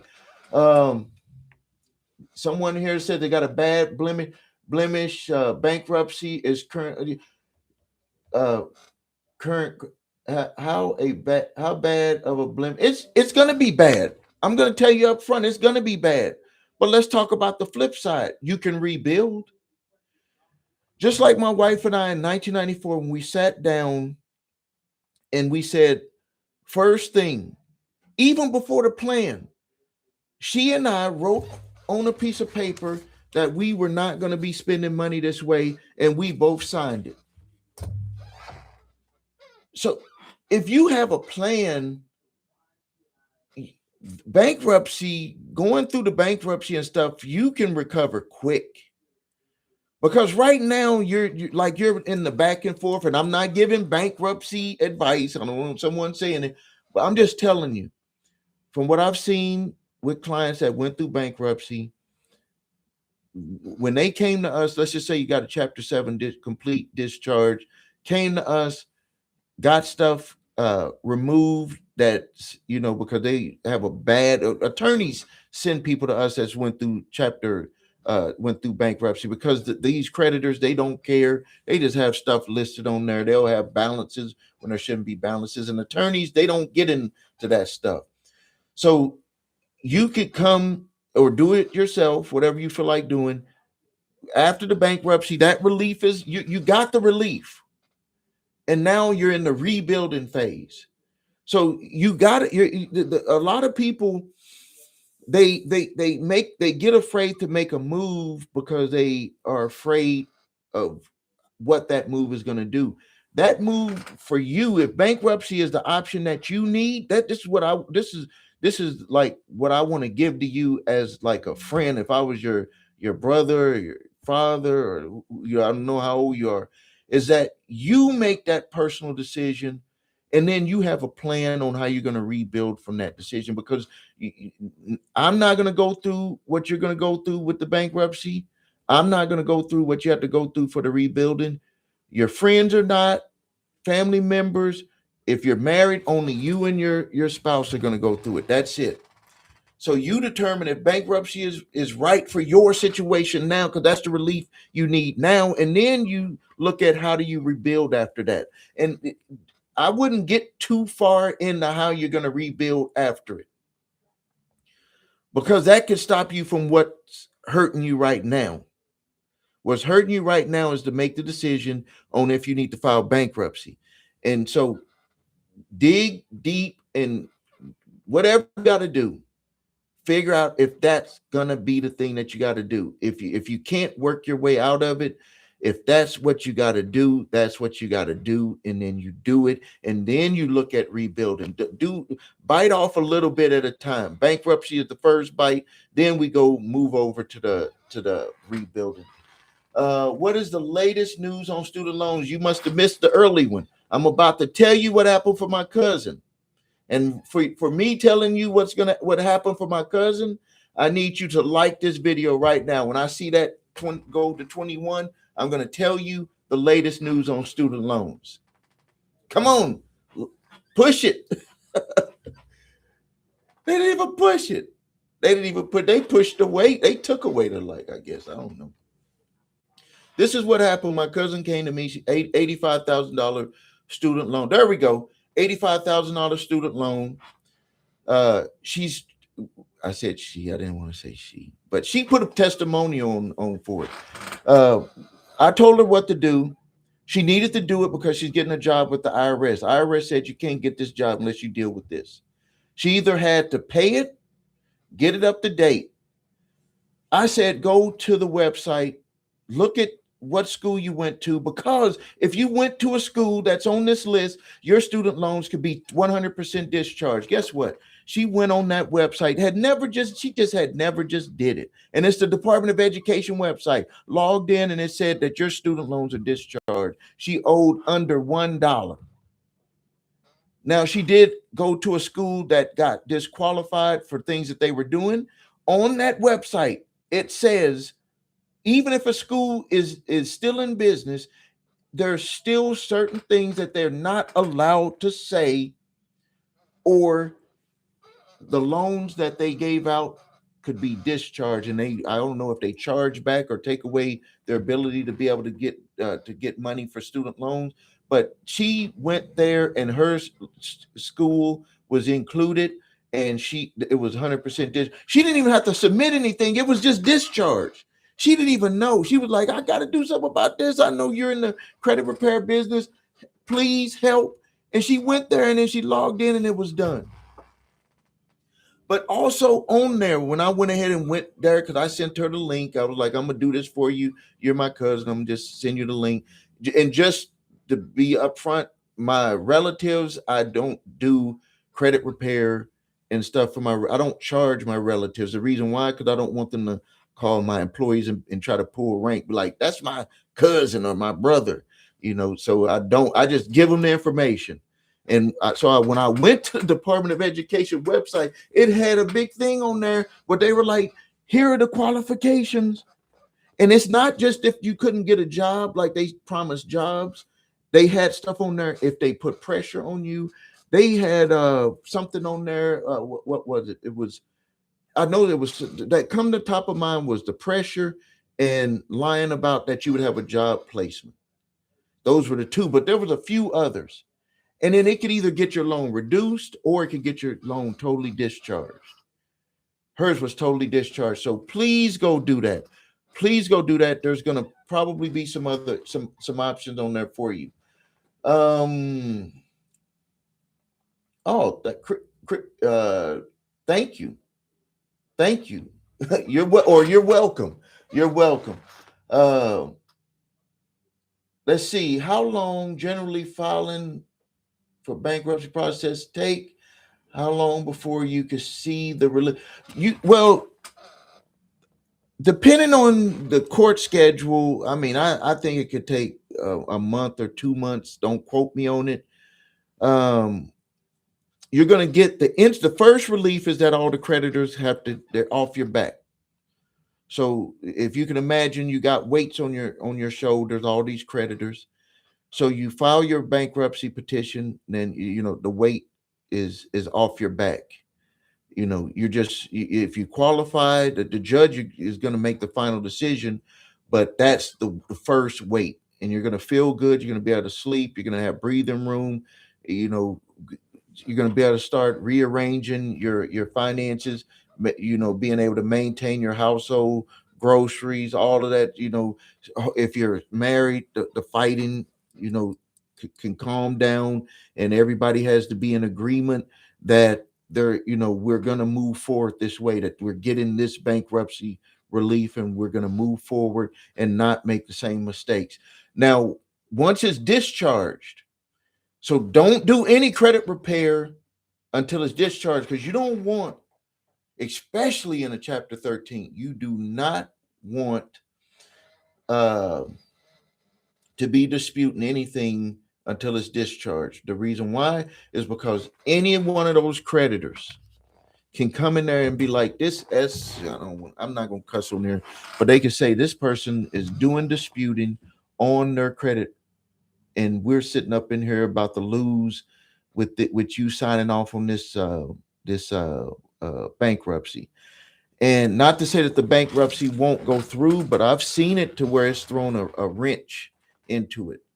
So don't even worry about credit repair until you get the discharge. Once you get the discharge, then uh, you could start quick. If you got friend, family, or service that you trust, you could do authorized user to start jumping your stuff up. Anything that you reclaimed in the bankruptcy, stuff like if you own your home and you get the bankruptcy's not in there, your car isn't in there. That stuff is going to start helping your credit move up because now you're not going to be late on any payments. Um, if you're renting, make sure you get your rent reported. Your cell phone, with your cell phones can be reported now. That's included in the Vantage score. Your utilities can be included. Your internet bill, your all of these apps that we're paying for with Peacock and Amazon Prime and all of that stuff can be reported now, and it can be utilized on the Vantage score. So that would be the rebuilding process, but I would like for you to do that a little bit slow. What I would like to do is this is me, Stephen A. Williams, your friend, talking to you. We're at lunch, and you tell me that you just finished the bankruptcy. This is the way that I would be talking to you. I'd be like, my friend, you made it through that storm. And what I would like for you to do is to just make sure that you get used to budgeting your money. Just get used to budgeting your money. Because that was the first thing that we did when we didn't have bankruptcy, but from when we finished everything from 1994 to 1999 with the settlements, with the stuff that debt buyers bought, and we didn't end up having to pay. With all of that we went through for those 5 years, I didn't go out there, and I didn't even have a credit card until 2000. I think it was 2010. I didn't even go back and get a credit card until 2010.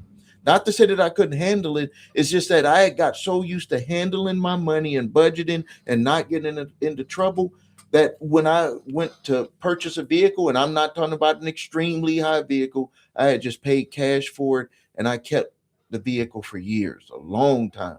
Just took care of it. Like I was like, me and my wife were like this with the way that we spent money. We were just like that. And only reason why I got that credit card was because I got embarrassed when my I went on a trip, and they had always taken the debit cards, and they was like, we don't do that anymore. And I'm glad that my future at that time, he wasn't my son-in-law at that time. My future son-in-law was there, and he was like, you can use my credit card for the rental car. I was embarrassed. I was so embarrassed that I on the flight home, I used the internet and signed up and got a city card. I got by the time I got home, they they had they had this card waiting on me. They didn't updated it, but that card was, I mean, it wasn't when I got home, but it was approved while I was on the airplane. They approved it, and next days it came. I didn't want to go through that embarrassment again. But to finish off with that, with our lunch, with my advice that I'm giving you at lunch, is that I would just say get used to managing your money, and then you start making the right decisions on getting credit. Let's go. Next question: will all debt collectors try to sue? No, not all debt collectors will try to sue. And you can stop a lot of debt collectors from suing if you send them the right type of debt validation letter, because they don't usually have all of the documentation. And if they know that it's going to be an uphill battle because you seem like you know something, even though you may not know something, because you use a service like Summons Master to create it for you, it could stop them, and they might start offering you settlements, or they might just say that they're not going to come after you at all. So no, but it's if we're seeing them come after people, it used to just be like they would only come after people if the debt was like 1,500 or more, but now we're starting to see them come after people for debts as low as $400. And let me tell you the reason why: because they know that you would have to pay to get the appropriate type of help. And for us, for our cases that are $5,000 and under, we charge $149 if you do it in Summons Master, or if you need us to create it, $159. And they, so it's like, would you rather just use the money to settle rather than, doing a response? So they're trying this, and then they know that most people don't respond, and then they're going to get that money plus fees when they go to garnish wages. But yeah, not all of them end up with a lawsuit. Let's go to the next question. If you have a levy on your account, you receive VA benefits, and also will they lift the levy if you call? They will not lift it if you call them directly. You have to submit the documentation through the court, and it will be lifted.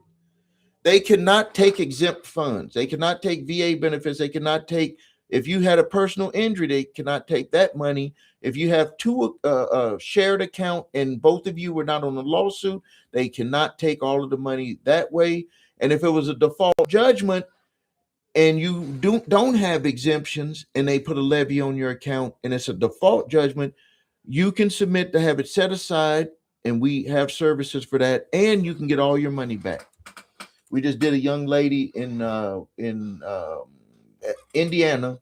They have taken $2,000 from her, found us, submitted the motion, she has the hearing, and they already basically outlined that she's going to win, but the judge has to make the final decision. And she's going to get her $2,000 back. Now they probably will try to bring the case back, but she can submit a response, the appropriate type of response that can potentially overcome the debt buyer's lawsuit. Here's another one: LVMV funding through Resurgent. My uncle verification of debt when he sent the debt validation requested in 30 days, a one-page credit card statement. That's not enough. That's not enough. You have to resubmit it.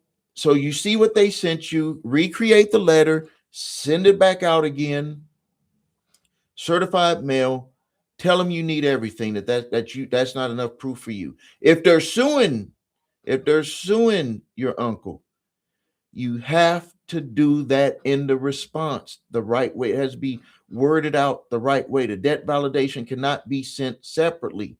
You can do it, but it's not gonna get the right reaction, because when they allege against you, you respond, and they have to respond to your defenses. That's the proper way to do it. Let's see. The next one, I've been using some of the masters 2020. Every case. Thank you. He says it to 2024. Every one of his cases was dismissed. Every one of them. That's like, no one can guarantee, but that's like a home run. Thank you. Is 40% a good settlement percentage for Portfolio, Midland Credit Management, or RSI Group? Let me tell you how we put it. If you're trying to move forward, like you're trying to get a house, or you're trying to, get a car, you don't want to have this sitting on you. Yes, you can go down a little bit just to get, just to see if they'll make some moves. But if you're trying to move forward on something, do the 40% so you can move on. That's what I did. So I'm telling you from a person, when the settlements that we did back in 1994 to 95, yet whatever they was offering, we didn't even know that you could, go lower. We just was like, hey, sounds good to us. Basically, back then they were like 50-60% offers.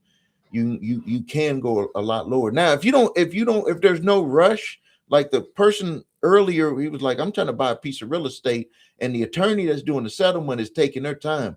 If there is a rush, if there's no rush, then you can submit back to them. Let me tell you how it's played.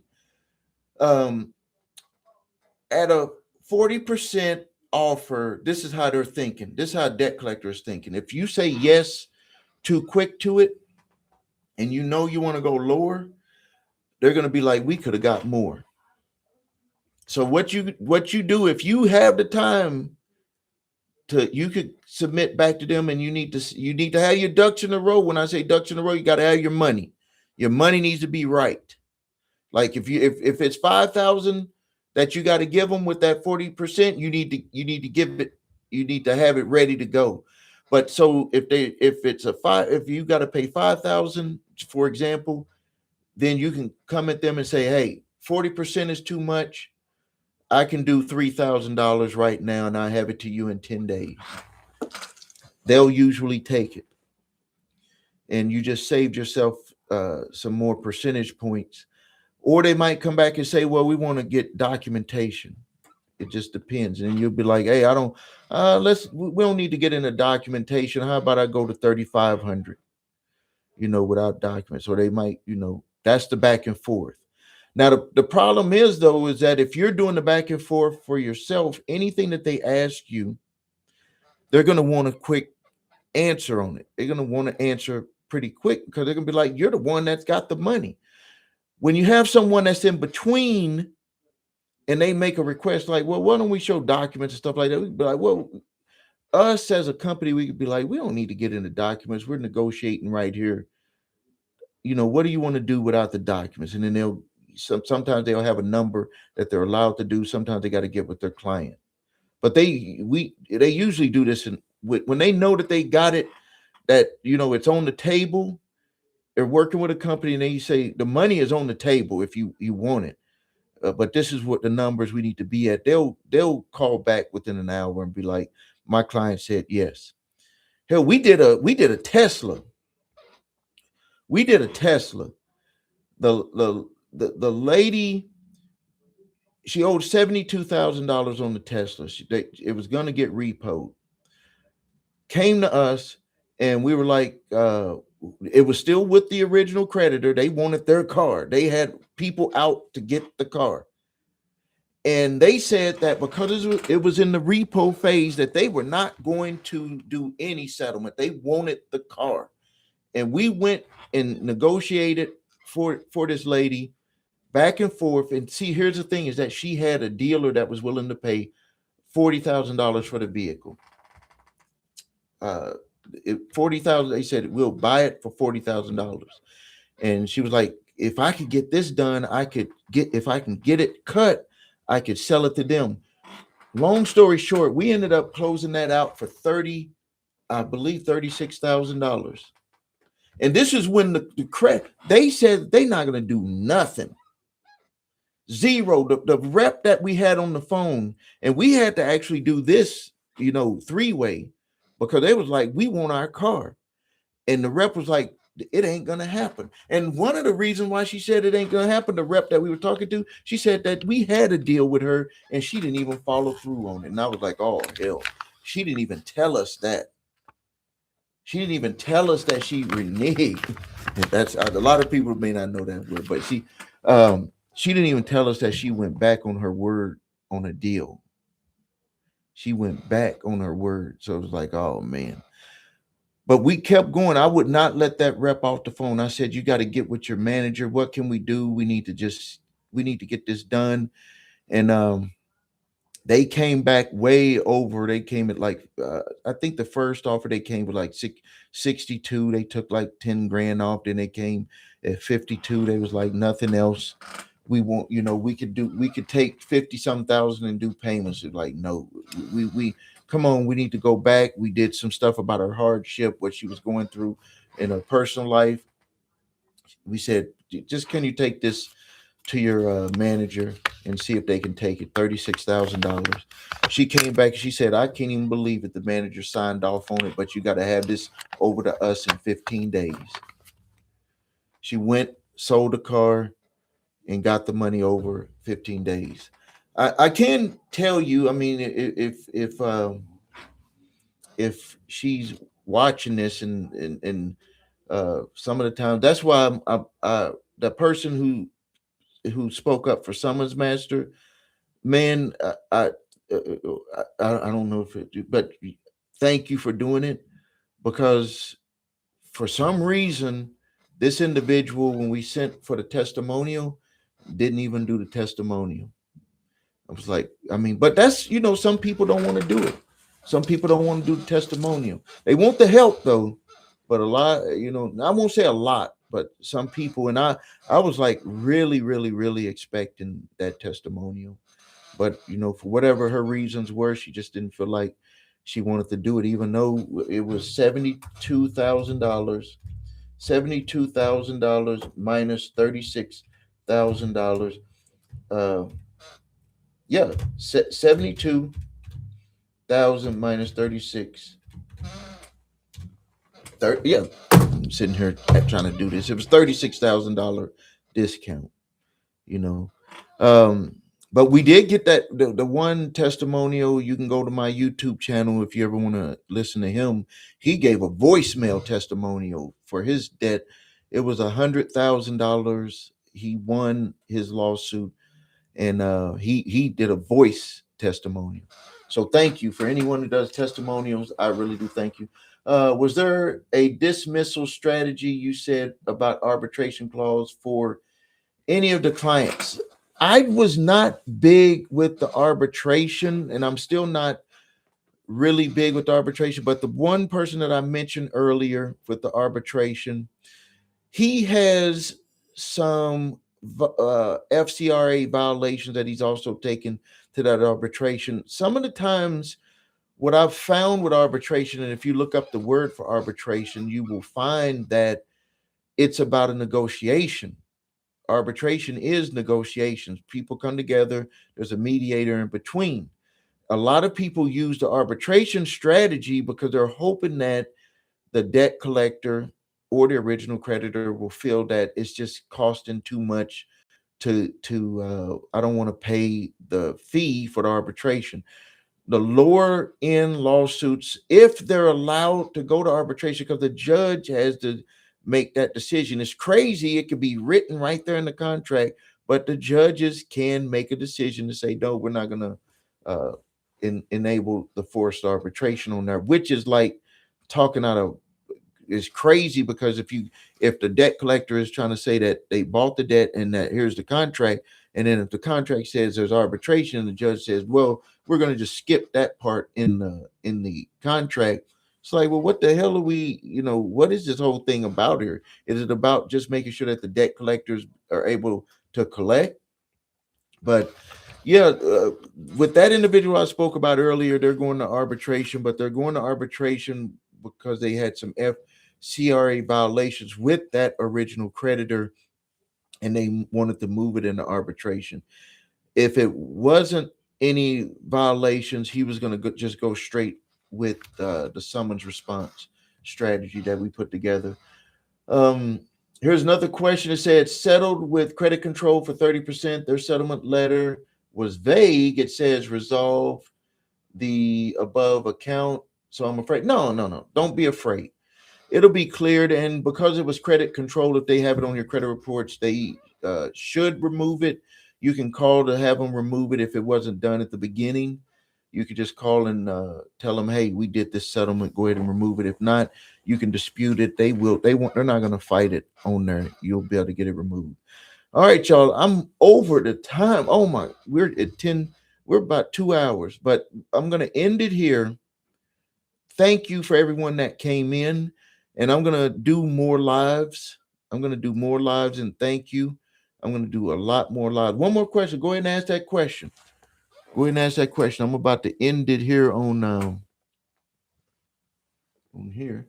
Go ahead and ask that question. I'm still here. I'm still here. Go ahead and answer that question. You got, can creditors get a summary judgment without yes. Yes, they can get a summary judgment without proper service. This is the way they do it. Is they get an exception utilizing attempted service. Attempted service. So they'll go knock on the door, send it there, no one's there. Someone answers, they give it to them, but that's still not considered 100% proper, but they gave it to someone at the residence. Or they never get it there and they just try 3 different times, and then they'll post it in a newspaper or online, whatever their city allows as proof that they try to get in touch with you. And then that'll be the proof, and they can proceed without the individual in court and get a default judgment. But because they get the default judgment, that allows the individual to be able to submit once they find out, to get the judgment set aside, but you have to tell the court, if they write it in their response to get it set aside, that you believe that the outcome would be different. Because if you just try to lean on improper service, some judges will excuse that, which is crazy. Some of them will excuse that because they'll say, we don't believe that the outcome will be any different, and they don't want to take up the court's time. All right, I hope that answered your question. I'm going to be ending it here. Thank you. Thank you for all of the likes. This is Stephen A. Williams, president and founder of the creditrepairshop.com and summonsmaster.com. Thank you.